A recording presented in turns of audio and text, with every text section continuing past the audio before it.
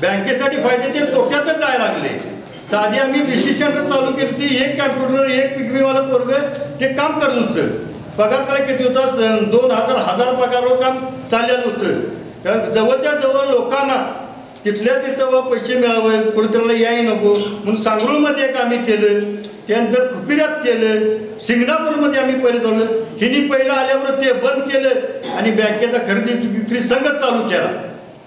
Computer घे कुठं काय तसं गुंडून ठेवून हिनी मग परत शाखाचा प्रस्ताव अमुक तमुक असं करून नुसतं खरेदी विक्री प्रत्येक कोण नुसती खरेदी करायची. शाखाची जागा घेतल्या हिनी जागा एक 3 जागा घेतल्या त्याच्या 2 जागा पाण्यात बुडतेल्या.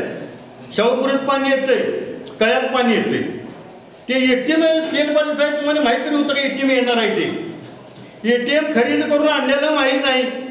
आणि ह्या साहेबांनी आम्हानी 300 रुपयाचा खर्च हिशोब विचारता 300चा आणि हे ते 20 लाखाचं ATM आणलं सुद्धा माहीत नाही संचालक मंडळाला. यांच्या मनात येणे आणलं आणि बसवून ते लागलं पवायला. तुम्हाला फोटो सुद्धा आमच्याकडे आहे. एवढं पाणी होतं त्या कळे शाखेत. तिथं शाखा घेतली आणि जिथं पूर्वी शाखा होती त्याला भाडं होतं 1500 रुपये. अशी बँकेची लुबाडणूक चालली आहे. तेव्हा तुम्ही विचार करा आणि आमच्या पॅनलच्या मागं राहावं आणि अंगठी चिन्हावर शिक्का मारून आम्हाला प्रचार मारताना विजय करावं.